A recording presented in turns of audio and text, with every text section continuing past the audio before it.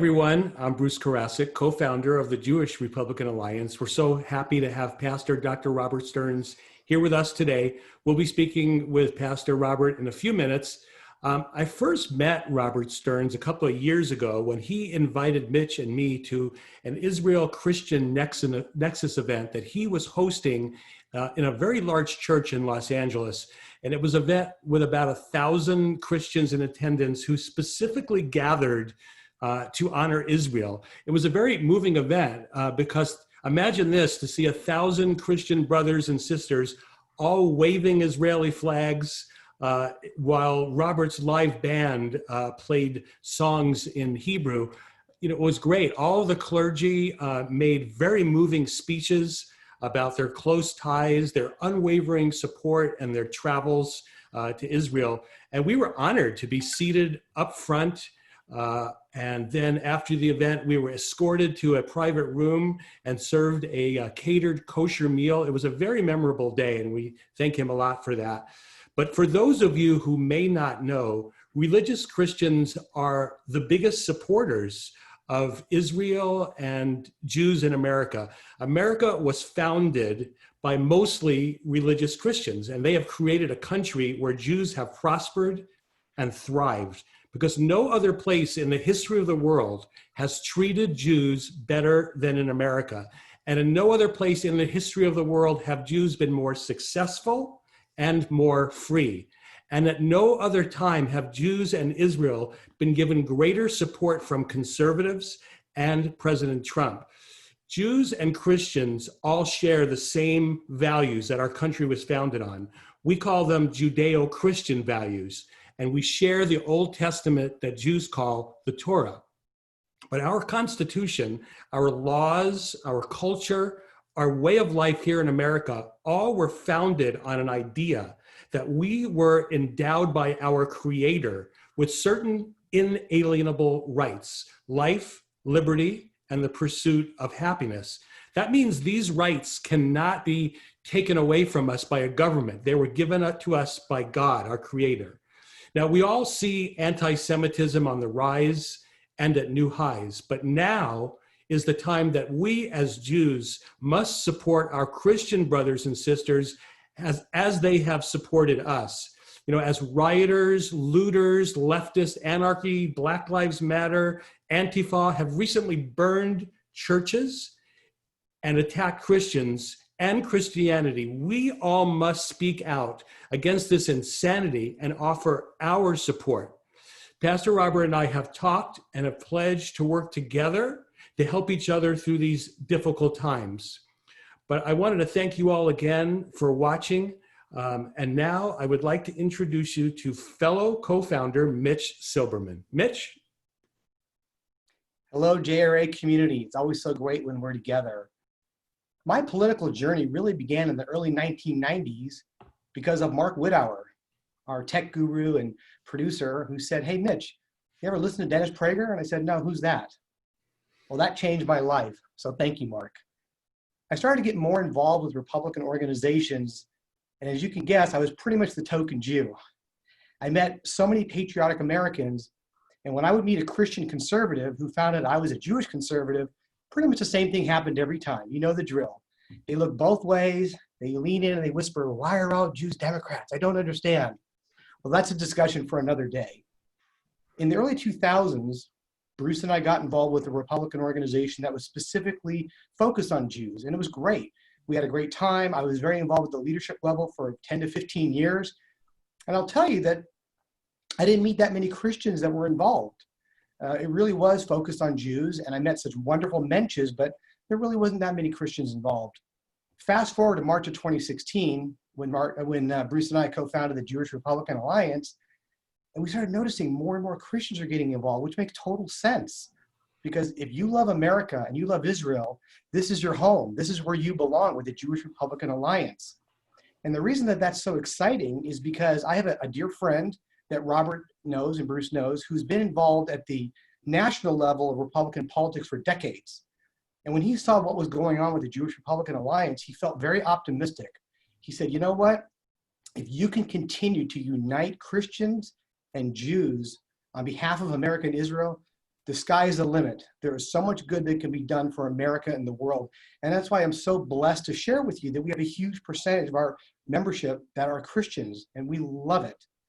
And as Bruce mentioned, Robert invited us to his amazing event he had called Los Angeles Loves Israel. And there were two takeaways I took from that event. First of all, there was literally an Israeli flag on every chair. And to see all these Christians, Hispanics mostly, waving the Israeli flag, Bruce joked, wouldn't it be nice to see this much support for Israel from a Reformed synagogue? Anyway, it was great. The other takeaway I had that was so empowering was preacher after preacher from the pulpit commanding the flock, you must support Israel, you must support Jews. That was so heartening to see that, Robert. I have to tell you, it was just fantastic. And finally, I'm going to leave you with an apropos quote I just saw yesterday from Alexander Hamilton. There is a certain enthusiasm in liberty that makes human nature rise above itself in acts of bravery and heroism. Those four things right now, enthusiasm, liberty, bravery, and heroism, are needed now more than ever from you, from me, from all of us. We have to come together. Conservative activism is needed now more than ever to help preserve the Judeo-Christian values upon which our beloved country was founded. And with that, it is my honor to introduce Robert. Dr. Stearns is the president of the Israel Christian Nexus in Los Angeles and the founder and executive director of Eagle's Wings, a dynamic relational ministry involved in a variety of outreaches and strategic projects around the world. Robert, welcome. We're so happy to have you. Well, it's fantastic to be with you, Mitch and Bruce and all of the guests on this great JRA gathering. I'm excited to be here. And thank you so much for having me. We loved having you with us at Los Angeles Celebrates Israel. And we hope that you and the guests online can come to our next one. Well, thank you, Robert. Can you tell our audience about your organizations, Eagle's Wings and Israel Christian Nexus, some of the great things that you're doing and have accomplished? Many of them may not know about it, and we'd love to let them know today. Sure. Well, again, it's a great pleasure to be here. I founded Eagle's Wings 26 years ago. I'm from the East Coast. I'm from upstate New York. And in my early 20s, after graduating from seminary, I had 2 degrees, a bachelor's in theology and a bachelor's in music. I was invited to do a short internship in Israel. And to be totally honest with you, I had no concept or connection or heartbeat for Israel at the time. Israel was not a part of my daily thoughts or prayers. I just had a disconnect. But I kind of on a whim went over to do this short internship, because that's what you do in your early 20s. you kind of take advantage of these opportunities that come along. And that trip to Israel absolutely changed my life. It changed my view of Hashem. It changed my view of Scripture. It changed my view of history. It changed everything for me. It was a pivotal experience. And all of a sudden, I understood that my Christian experience could only be understood through the bedrock, the foundation, the root system of the Jewish people.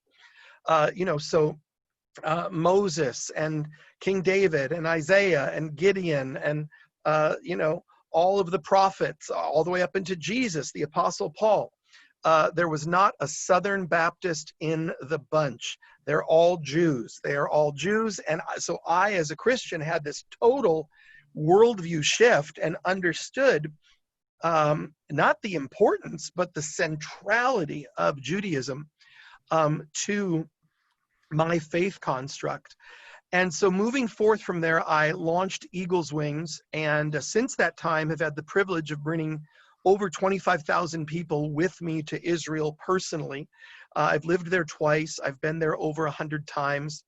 I've met and interacted with every prime minister since Yitzhak Shamir, and been very, very woven into the fabric of the global Jewish-Christian dialogue.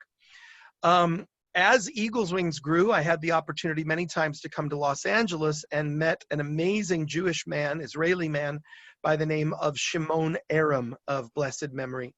And General Shimon Aram had launched an organization along through his friendship with Pastor Jack Hayford called the Israel Christian Nexus. And I was eventually invited to join the board of the Israel Christian Nexus. And then sadly, General Aram passed away several years ago. That organization kind of faltered. And the board then approached me and asked if I would become additionally the leader of the Nexus. And because the work of the Nexus and the work of Eagle's Wings really are almost synonymous. I mean, they really are just absolutely in connection with one another. We were able to kind of come alongside and help the Nexus. So in a nutshell, what we seek to do is to make sure that the long tradition within evangelical Christianity, which is philo-Semitic in its theological orientation. So let me just give a minute on that. Much of Christianity globally would be a Roman-based theological system where there's a lot of conscious or subconscious theological anti-Semitism, which results in something called replacement theology.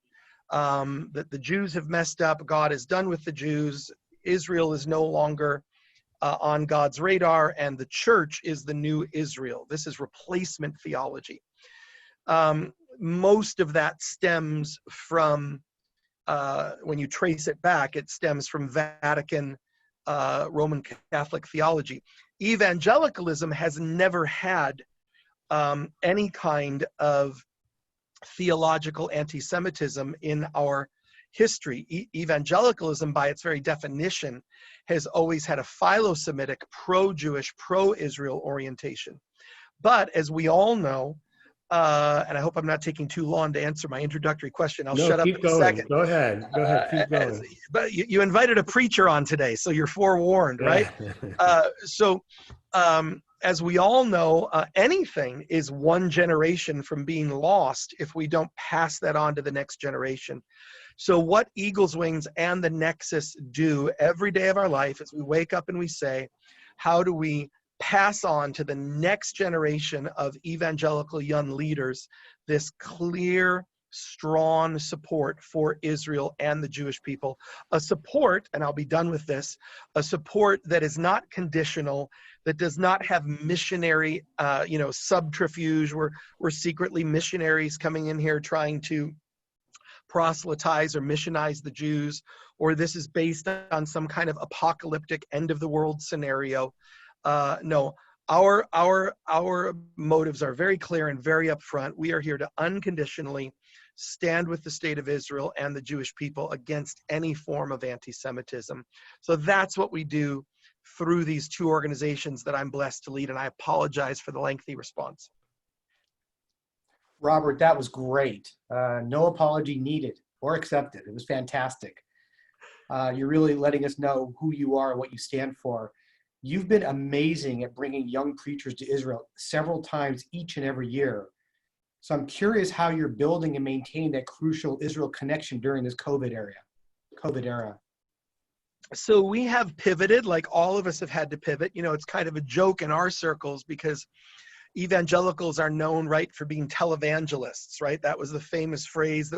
So now all of a sudden, everybody who's got anything has to be a televangelist because we've all had to pivot to technology. So we've started a number of outreaches that have been super effective. We've launched a weekly video podcast. We go live on Facebook, similar to what you're doing here, but then it's turned into a podcast, and it's called The Bishop and the Rabbi. And we sit down and we have I interview rabbis from coast to coast. We've had many from California. We just had 2 weeks ago Rabbi Mordecai Finley from California, and we discuss the weekly Torah portion, the Parsha, and we discuss how does that relate to what's going on in Israel, in the greater Middle East, and America. And that's been wildly successful. We've had just thousands and thousands of viewers. It's really taking off. I don't know of anything else like it that's out there that's an ongoing discussion in that way. So we've gone there. We've hosted a whole host of special guests, political leaders, various Jewish community leaders to answer questions, to do dialogue. We've gone live from Israel with Israeli leaders. So we've pivoted to a lot of that right now. And we're still hard at work. We've got a January trip lined up for our next pastors group, and we're believing that by January we'll be able to travel again to Israel. But we're just we exist to keep the defense of Israel and the Jewish people at the forefront of conversation in the evangelical community. And sadly, we all see that in the midst of the recent racial unrest that's come and the hijacking of what's happening with the far left, we see a rise of anti-Semitism, and we see all kinds of anti-Semitic tropes and language going on in the midst of that far left move. And so we're here to counter that. I was on a call 2 hours ago. I can't name their names, but some of the most significant Christian leaders in the nation, saying, how do we make sure that in the midst of everything that's happening in what we're seeing in the far left, that we immediately get in there and stand in defense of our Jewish brothers and sisters. So we do this every day, all day long. That's what we do. Robert, you commented a little bit, and maybe you could talk a little bit more about this. So many Jews that are on the left, liberal Jews, attribute evangelist support for Jews based on the end of world philosophy, and we're just trying to convert you. But I know better that, and maybe you can comment on this, it's a big part of the Torah that I like, Genesis 12:3, which says, I will make you a great nation, and I will bless you. I will make your name great, and you shall be a blessing. And I will bless those who bless you, and curse him that curses you, and all the families of the earth shall bless themselves by you. How much does Genesis 12:3 play in the evangelist's response to siding with Jews and Israel?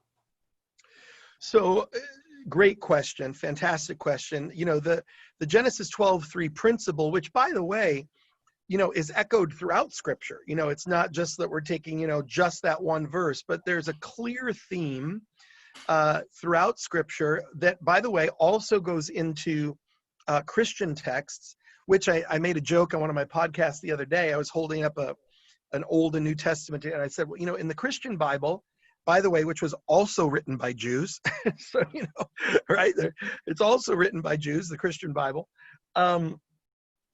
So this is a theme of the covenantal continuity of God. God, Hashem, over and over. Jeremiah 31:31, he said, as long as the sun is shining and the moon is up at night, so my covenant with the house of Israel will stand. So when we debate the question of Israel, the continuity of the Jewish people, what's really at stake here is the character of Hashem himself. It goes to the question of, is God faithful to his word? Is God a God of covenantal continuity, or is he fickle? Is he an untrustworthy God? So my answer to that, though, also, I want to cut a little slack to some of the naysayers, because listen, we're engaging right now, like this conversation that's happening right now. Let's understand, this is miraculous. This conversation, this is a sacred moment. For 2,000 years, there was almost zero amicable conversation between the Jewish and Christian community. It's almost unheard of in history. And it has only been the past 1, 2, 3 decades where we've quickly begun to see this friendship, and now I believe we can say brotherhood, brotherhood, sisterhood, family, mishpocha. It's only now that we're seeing this kind of connection coming together, this kesher.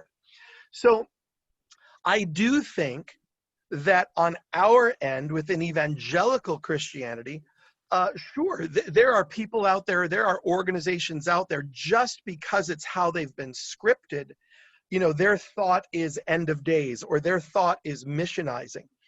But those of us like myself who have been blessed to really go deep into this conversation have seen that over the past 10, 20 years, there has been a total shift and a total understanding, a change of nuance, that we understand we have certain theological things that we disagree on. And isn't that great? Because do you only want to be friends with people who agree with you? Isn't that boring? Like, shouldn't we be friends with people who are, that's the spice of life. So we've got these disagreements that we can hold in tension together, but we've got a vast amount that we do agree on. We have a vast, we agree on freedom of speech and freedom of religion and equal rights for every member of society and the dignity of all human beings and the rule of law and freedom of the press and freedom of assembly. We agree on all of these democratic principles that America and Israel, though not perfect societies, we have trumpeted these values to the world. So let's come together and agree on what we agree on, because that certainly is the vast majority of what we can come together on. And then we have the side conversations.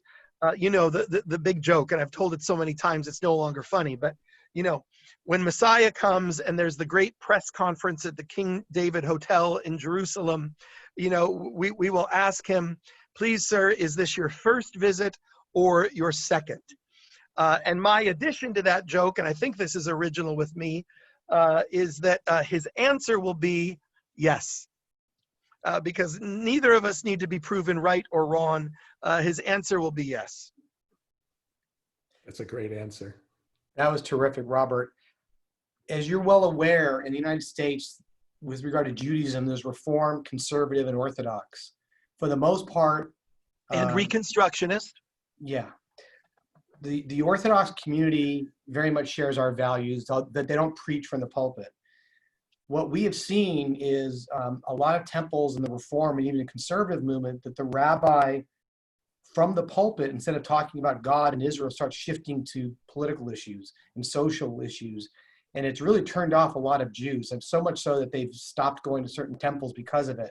So I'm curious, in the Christian world, we know the rules, but I'm just curious if you're seeing the same thing in the Christian community. Are there certain sects within the Christian community that the preacher is getting more politicized and not just sticking to being a religious leader? Sure, it's a great question.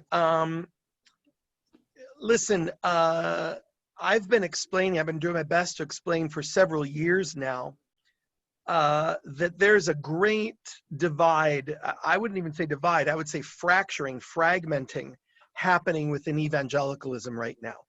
It really began during the Obama administration, when the far left of the evangelical world was the only part of the evangelical world that was invited to the White House or had any kind of official, interaction under that administration. So whereas in the past, I would say the far left of evangelicalism was a very small percentage, maybe 5%, 8%. Now, we're seeing a fracturing. And I would say we see up to 20 to 30% of evangelicalism beginning to drift. Some drift and some go at speedboat levels, toward the left. So I think even the definition of what is an evangelical is up for grabs right now. It's hard to speak even on that topic, because it is fragmenting, and it's changing on an almost weekly basis. I mean, it really, that's how fast and how accelerated these kind of realignments are happening. And so definitely, I think that both to the left and to the right, you see certain pulpits and certain organizations or churches or denominations that are becoming far more aggressive in their political stance. And that, to be fair, is on the left and the right. There are people like Shane Claiborne, Eugene Cho, Brian Jond, others who are just really, going far left. There's others, Jack Graham, Robert Jeffries, Paula White, others, who are, in the White House on an almost constant basis. So yeah, I think, and I think to reflect on that, I think that the hyper politicization, I hope that's a word, and if it is, I hope I pronounced it properly, but I think the heightened politicization of religion in America is a dangerous thing, because I think religion should be the conscience of a nation. Religion should be the conscience of a nation that speaks to issues and speaks to humanity, and is not co-opted by either, the right or the left, but maintains a position that I preach from my pulpit. I say from my pulpit, listen, we want to be in the radical middle. We want to be in the radical middle, because all of the great prophetic voices of Jewish tradition, right? You have the ability to speak to the masses, and you have ability to speak to the king, and you shouldn't lose your voice to speak to either. You should be able to speak to the broadest, the highest and the broadest scope of issues. It's hard to do that in today's world. I believe that media is playing us all for fools. I believe we have a level of hyper manipulation within the media today that has scripted us and has become, Pavlov's dog. We're just, clickbaiting everything left and right. So I think that's sad when religion, whatever religion, becomes purchased by any kind of ideology. That doesn't mean we don't speak to moral issues. That doesn't mean that we don't speak out loudly and clearly to moral issues. But I'm doing my best to stay in that prophetic place of just being able to speak to the issues of the day and call us to be better human beings. The image of God, right? The Genesis, Bereshit, the breath of God, the Ruach HaKodesh, is breathed into each and every human being, and we should call forth that best part of ourselves. I have a question for you. As I watch the news every day and see our society, I am deeply disappointed by the moral decay that I see in so many of our citizens. Our Constitution was not made for a country that was in moral decay. John Adams has a famous quote that he says, "Our Constitution was made only for a moral and religious people. It is wholly inadequate to the government of any other." Our whole system was based on having a secular government with a religious people. But right. I see that falling apart now. And so what do you attribute now the rise of anti-Semitism and now attacks on Christians and Christian churches in very broad daylight? Well, I think you get right to the point, right? Like, we hold these truths to be self-evident that all men are endowed by their creator. And, I just saw something the other day on a YouTube clip from Congress where someone was being sworn in to testify in front of Congress. And they're being sworn in. You can find this on YouTube. They're being sworn in, and they hold their hand, I swear to tell the truth, the whole truth, nothing but the truth. And the sergeant at arms did not say, "So help me God." And the Republican congressman called for a point of order and asked for a redo of the oath. And the Democratic congressman said that, that this was, that no, they should not impose this religious view upon this person. To which the Republican congressman replied, "Well, this is a 200-year-old tradition," or whatever, within our society. So the point is not, do people have a personal, vibrant faith in a supreme being? That's not the point. That is everybody's right, everybody's blessed right in this nation is to have or not have faith. And God help us if we are trying to impose a theocracy whereby people are required to have a belief system. But as Bruce just very powerfully pointed out, what our nation has hinged on, the cornerstone is that we do believe in a supreme being, whether you view that to be, you know, the universal unconscious or a set of perfect ideals, or whether you believe in a transcendent and personal God. That is up to your faith journey. But when we remove that concept of God from the national dialogue, what are you left with? When you remove the big G, God, it's filled by another big G, government. And those are your choices. Those are the choices we're left with. And so now we begin the slippery slope toward despotism and tyranny and everything that we're seeing in places like Venezuela and just the unraveling of society. So, you know, this is what we've seen, and frankly, evangelicals have pointed this out for a few decades. You know, when we first, you know, the prayer that used to begin every day in school, it was a tiny little 3-sentence prayer, but it put us in a place of acknowledging God. Then the Pledge of Allegiance, which I think has been mostly abandoned within the American school system.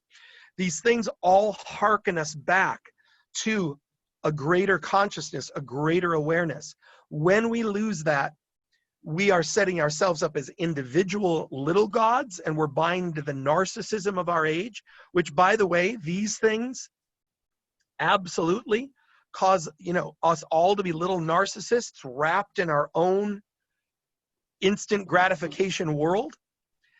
And so we're on a slippery slope. And it's going to be a very challenging, you know, moment that we're going to walk through together.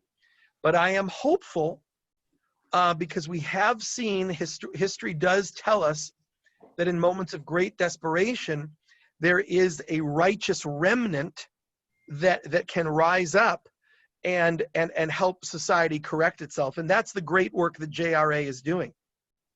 I mean, I've really got to applaud both of you for your principled leadership. It's not easy for you to be in this space. It's not understood. It's often vilified. But I think everybody needs to do everything that they can do within their sphere of influence at this season of time.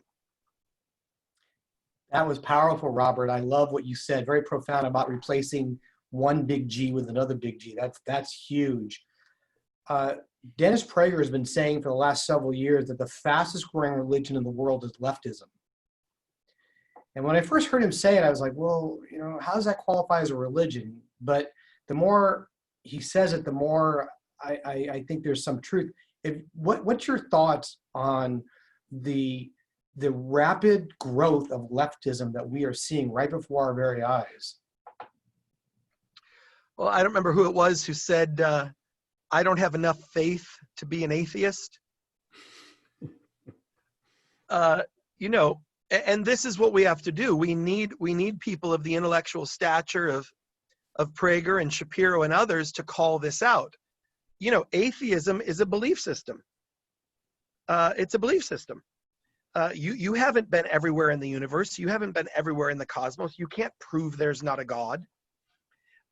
So we have to understand that what we're dealing with is not a faith versus no faith construct. We're dealing with a construct of worldviews, right? Of worldviews, of belief systems. And so I absolutely believe, and that was what my last book, my most recent book was called No We Can't. And the subtitle, if I can remember it, the subtitle was, it was called No We Can't, Radical Islam, Militant Secularism, and the Myth of Coexistence. Radical Islam, Militant Secularism, and the Myth of Coexistence. and Senator Joseph Lieberman and others gave a very warm forward and recommendation of the book. Listen, we have three primary worldviews vying for global domination right now. Now, you have radical Islam, which, you know, up till a year or so ago was everything that we were worried about. But when I was writing that book in my private devotional prayer time, and in the private time that I take to be quiet and just kind of present my soul to God, I felt an impression in my heart because, you know, we were so fixated on radical Islam with good cause. I mean, radical Islam is a dangerous theocratic system. But I felt in my heart that the greater threat was militant secularism. And fast forward now the 3 or 4 years since I wrote the book, and we see, if you want to see what militant secularism looks like, go visit Portland tonight. You know, and you'll see what militant secularism looks like. So we have these three worldviews, and I understand there's Buddhism and Hinduism and there's other isms, but primarily on the world stage, it is the Judeo-Christian worldview, the secular humanist worldview, the militant secularism. I'm not talking about your Uncle Ed who doesn't believe in God. I'm talking about militant secularists who are angry that you believe in God. And radical Islam. These are the three worldviews that humanity is caught in the throes of right now. Robert, I have a question. I know we're trying to keep politics separate from religion, but there was in 2016, I think, a very big conservative Christian evangelist turnout that came to the polls in large numbers that played a big role in the election of Donald Trump. And when I think of the alternative, it's pretty scary. What do you think is going to happen in 2020? And how do you think that they will have the same turnout again? And if not, what can we do to make that happen? President Trump did carry very strongly the evangelical base. Will they turn out again? You know, there's no longer period of time than July to November in a presidential election here. Now to November is about 5 years away because there's going to be a lot that happens between now and November. Listen, I think I've actually never been asked this question recently publicly. I think most evangelicals have been concerned about recent events. However, I think they're going to say, what alternative do we have?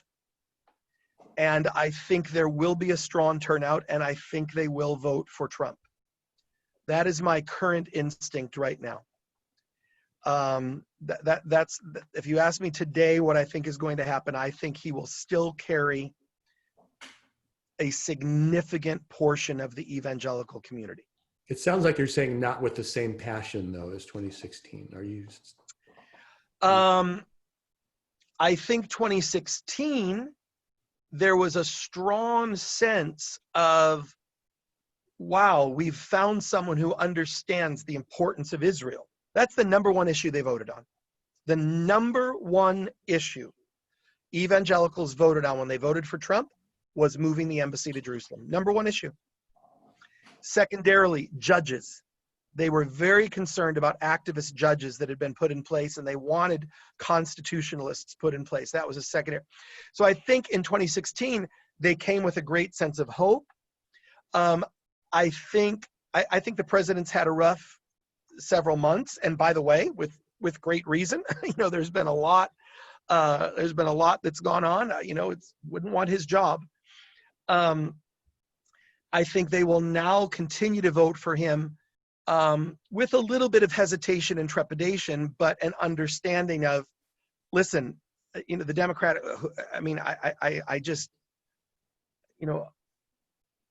whatever Joe Biden's state of his health is, it doesn't seem like he can, carry on a press conference or a conversation with the kind of lucidity and presence of mind that I think is required by someone who's going to fill this office. So that's my best indication of where we're at. Robert, we're getting all kinds of great comments and questions from our audience. Ruben says, Dr. Stearns is wonderful, a giant breath of fresh air. You're really connecting with our audience, which is fantastic. Here's a question from an anonymous attendee. Any advice for young people as we converse and navigate with our peers for the upcoming election? I think what I would encourage folks to do is to focus less on personality and more on facts. I don't know any evangelical who's necessarily thrilled with some of President Trump's, eccentricities and colorfulness and brashness and fill in the adjective. So if we get caught up in the personality of it, if we get caught up in that, we really have to take a very cerebral look at things. And that's where I would encourage young people to move the conversation. I think that millennials and Gen Zs are, and I don't know if Gen Zs can vote. I think, forgive me, I don't know the exact age breakdown on things, but the younger generation unquestionably are feelers. They are extremely emotive, okay? Wherever that has come from, they are led by the heart. And so social justice has become the mantra of this entire generation. And that's in part a beautiful thing, right? We should all, right? That's from the Hebrew prophets, justice, justice, thou shalt pursue. But justice in the absence of truth simply becomes a club that we're clobbering the next victim with. So we have to approach this all not only with zeal, not only with emotion, but with a certain level of fact and a certain level of reason and a certain level of understanding. So my comment would be, find a way to really bring things back to the facts, and back to, and this is what I honestly, and I've had Dennis Prager is a friend of mine. The man is just brilliant in his presentation of, let's bring this back to the place of fact. And so that would be my recommendation to folks right now. Don't argue over the personality. It's not Trump versus Biden. It's a question of, what are the facts? What's at stake? What is the rule of law? What in the world does it mean to defund the police? What are we talking about? And what does that do to the crime rate in New York City in the past 30 days? What's the crime rate in Chicago in the past 30 days? Let's bring it back to a clear look at facts. We can talk about things in a passionate way. We should work for change. By the way, we have to seriously look at questions of police reform. We have to seriously look at questions of racism in our nation. That is a righteous thing to do. But let's do it in a way that is fact-based, not that is just simply the person who shouts the loudest wins. We've got more questions from the audience. I'm going to combine two questions, one from Shelley L. and Leland S. Both are regarding the separation of church and state and the battle between having a religious people and having a secular government. Leland is concerned about "So help me God" being removed from the pledge. And Shelley is concerned about religion being totally removed from the public square, where we have become such a secular society and a secular government. And how do we deal with that? Well, and we're starting to stray somewhat away from my area of expertise. So I don't want to speak into areas of where I'm not, well versed. But I'll give a shallow, quick answer, which would be, first of all, we have to look at this concept of separation of church and state, because I think it has, first of all, it's a phrase that is not in our Constitution. This is something that again, we're back to facts. This is not in our Constitution. This is a concept that was introduced really in many ways to protect the relationship between religion and state. It's been used now, it's been hijacked in an extreme way to divide, but it was, as I understand it, and again, I'm outside, okay, my area of expertise, but as I understand it, the framers were responding to a Church of England context where the state and the church, the state had rule. There was an official religion dictated by the state, working in concert with the state. So not that these things should be acrimoniously against each other, but that religion should not rule the state, nor should the state officially endorse one particular religion. But people smarter than me need to debate on that, so you have to get a different guest in for that. But I do think, and we see this, right? Because what do we see? In young people, we see simultaneously a decrease of those who are willing to identify as religious, but an increase in those who identify as spiritual. So you have this enormous increase in young people, right? And say, oh, I'm very spiritual. Well, what does that mean? Spirituality must carry with it a sense of communal responsibility.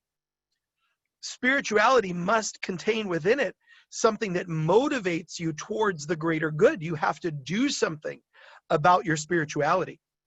So I think we can ride the wave of this renewed interest in spirituality within young people, and then present to them within organized religion a redirect and a reconnection to how they walked it out. One of the things we've done for years within Eagles Wings, almost every year, we bring our young people and they sit with a Holocaust survivor, and they have a conversation with a Holocaust survivor. What does this mean to their current reality when anti-Semitism is no longer a concept, it's a face and a name?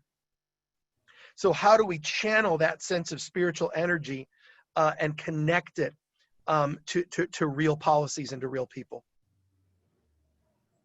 Robert, that's a perfect segue. We have a great question here from Paul D. about the press doesn't seem to report on anti-Semitism as much as other transgressions.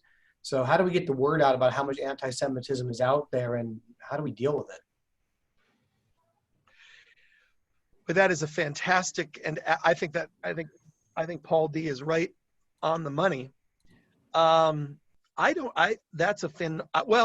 know the answer to that. I think the answer to that, this is going to sound like a shameless plug, but the answer to that is anti-Semitism can no longer just be a Jewish issue, right? We have to really, you see how the Black Lives Matter movement, it has now gone across the board.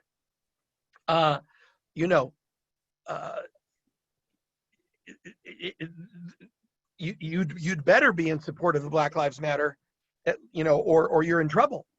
And so I think that the Jewish community has to continue to find allies to really drive home the point that anti-Semitism is always the canary in the coal mine. It's always the first indicator of significant societal distress and dissolution.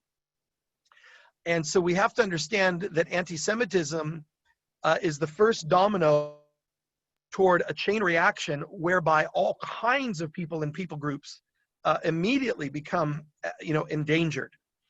And so I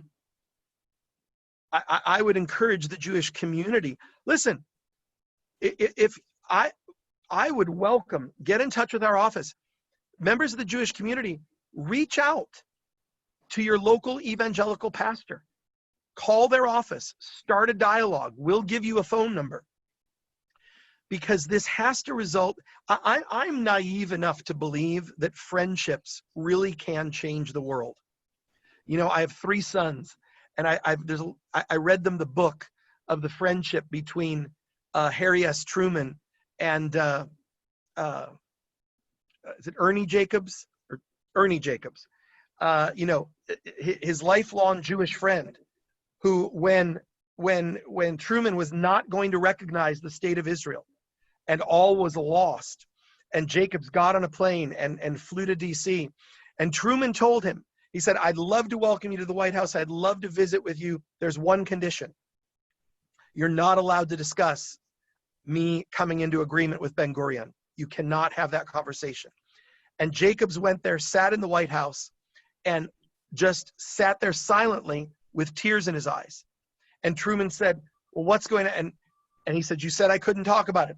And they went back and forth and back and forth and back and forth. And Truman changed his mind based on his friendship. Friendships truly can change the world. And so we have to bring down this wall of fear, this wall of suspicions, particularly between the evangelical and Jewish community. We have to foster friendships, and we have to form alliances right now to fight the insanity that is right now beginning to dismantle this great republic. Robert, you said it so well when you said that Jews have been the canary in the mine for so long. And now we see Christians, as I alluded to in my opening remarks, Christians and churches being attacked. How can we, as a Jewish organization and Jews in America, offer our support and our friendship to help with this problem as well?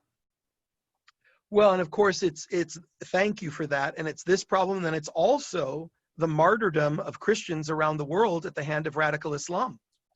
And I think of what's happening in Turkey right now, where they're trying to turn Hagia Sophia back into a mosque. I mean, this is a global issue that's happening right now. First of all, if you'd allow me to put in a shameless plug, I invite folks to follow me on my Facebook page, and make sure you find the Robert Stearns public figure page, not my private one because I'm maxed out on friendships there, but follow the public figure page. And then my Instagram, Dr. Robert Stearns, Stearns. Follow me there. Let's keep in touch. Let's build friendship. Let's be activists. Listen, I often tell, my Jewish friends often ask me, how come the Christian church, you know, you're going through, the churches are being burned, Christians are being martyred. Why don't we hear an outcry? And I say, tongue in cheek, it's dark humor. I say, well, the Jews have an advantage over us. You've had 3,000 years of experience at being victims. The Jewish community has had 3,000 years of experience at victimhood. And so you have a level of communal response, and you have a level of heightened awareness of these things that certainly evangelicals do not have. Modern evangelicalism it has been an ascendancy for 150 years, almost entirely. Modern evangelicalism is almost entirely an American construct. It was the missionary movement sent to South Korea, the missionary movement sent to Latin America. So we do not have experience at being under attack. Therefore, we are not experienced in how to respond to that attack. So we need the help of the Jewish community in knowing how to organize, knowing how to respond, knowing how to build firewalls. So I think there is very much a natural alliance that we're trying to grow through the work of Eagle's Wings and through the work of the Nexus. We're trying to grow that alliance together. And so we really do need to reach out both on the institutional level like we're doing today. I mean, this is the beginning of a beautiful partnership between JRA, the Nexus, and Eagle's Wings. But then on the local level, don't be afraid to reach out to local evangelical pastors and to find ways to partner together. Excellent, Robert. I want you to know our excellent tech team, Mark and Tracy, posted your book, posted the links to your sites, and everything you talked about has been posted to our audience. We have so grateful. Thank you. Oh yeah, we have time for one or two more questions, maybe. There's an anonymous question, which is, I think, a pretty powerful one. Mark Twain said it's easier to fool someone than to convince them they've been fooled. And from this questioner's perspective, most liberal Jews and Christians have been fooled into believing that the left shares their values, when it's the conservative positions that really match closer to the JFK, MLK, even Obama from 8 years ago. How can we help liberals understand that they've been fooled? Wow, that is a profound question. Yes.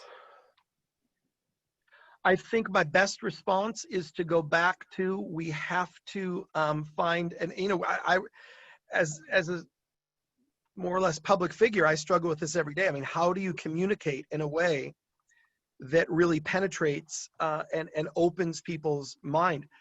I really believe that what you're doing today on this kind of a call is brilliant. I think we have to invest today in media.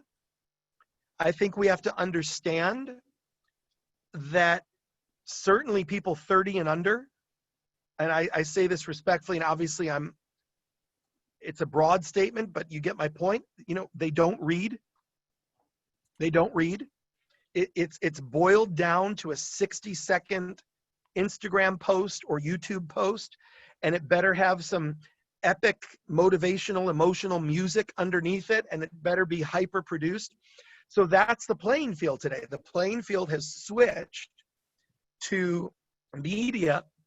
And again, I want to commend Dennis Prager, who's a genius at this, who's been able to kind of put these media sound bites out there and then invite people to more reflective conversations. I mean, I'm super gratified. I have 3 teenage sons, okay? My oldest, Isaac, is 17. And I have twins, Michael and Daniel, who are 13. And I started drip feeding them, Prager University videos, 4-minute videos, and drilling them. Okay, what's a communist? What's a socialist? What's the difference? Not much, So I started kind of going through and giving them vocabulary for this. So I think if we can find a way to be as lighthearted as possible, I think we have to find a way to be winsome in our argument. Here's my answer. A brilliant friend of mine, Ido Aharoni. Ido Aharoni is a genius. He's a genius. He's the former consul general of Israel to New York. He was appointed by Bibi Netanyahu.